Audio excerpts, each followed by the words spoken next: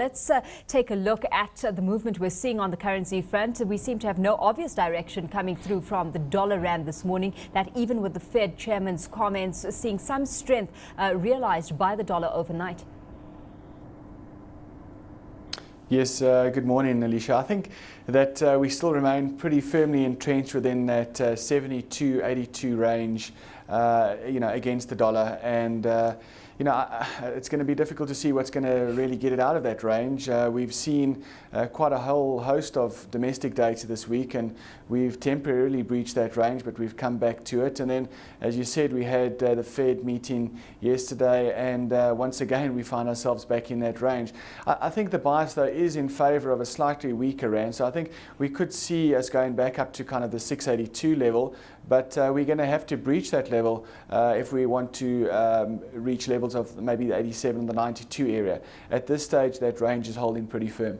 Of course, we had no hints as to further stimulus coming through from the US, and the markets reacting negatively to that. But it is what everyone was talking about, though, even with that weak data, that the medicine needs to be taken at some point.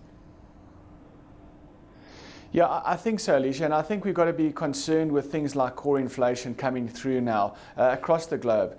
We saw it in South Africa's inflation data, and yesterday, if we look at the Fed, we see the same kind of situation where core inflation in the States is ticked up over a few short months from basically being 0 up to 1.5%, very close to their 2% ceiling. So the Fed has got to be mindful of inflationary pressures creeping into the system. So quantitative easing is probably out of the equation for the time being, and now we still in an environment where interest rates are going to have to remain low, because even though inflation is picking up, I don't think the Fed can afford to hike rates when, as you say, the economic data is disappointing, especially things like unemployment. So we're kind of in a stalemate situation there. No more quantitative easing, but no rate hikes either. Of course, we've got, looking at, the currency movements, euro-dollar remaining the main driver as attention focuses on that European leaders meeting today. What's your outlook on that front? Yeah, there's still a lot of uncertainty as to whether or not Greece is actually going to be able to pass those austerity packages next week in the Greek Parliament. The EU members meet today. They've made their voice pretty clear that they need that austerity measures to be passed and implemented in Greece before they're going to be dishing out any more aid funding. So we're also in a bit of a stalemate situation there, where we need to see that medicine taken out of Greece before we can safely say that the sovereign debt crisis has been kind of patched once again. We still remain of the opinion that these sovereign debt crises aren't going away, but at the moment the euro-dollar remains fairly steady, because at the moment the interest rate differential is just in favour of the euro, and people are just really watching and waiting to see what happens out of Greece. To what extent now, though, do we see a shift from Greece and to the Fed towards global economic data? Because we saw that weak PMI figure out of China earlier this morning, and that causing some concern. Of course, we are anticipating Eurozone June PMI data a short while from now as well. Yeah, I honestly think that this data is taking a back seat at the moment, both internationally and back home.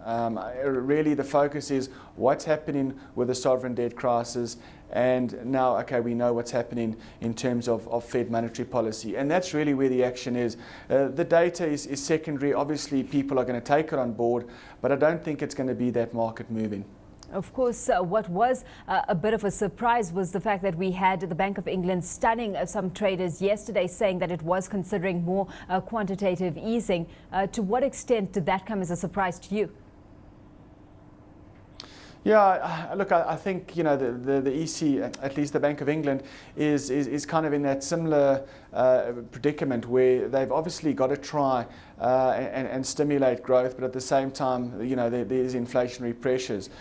We don't think that they are going to roll out aggressive quantitative easing measures or further quantitative easing measures, but the pound definitely remains under pressure, because again, the problem with all of these situations is the uncertainty. Where are we going from here? How are we going to generate growth? How are we going to create jobs? And how are we going to keep a lid on inflation? And these are the pressures and the questions that these these international central bankers are wrangling with on an ongoing basis, and that's why you tend to see that investors have been flocking towards emerging markets, because there's just too much uncertainty within the developed markets at this stage.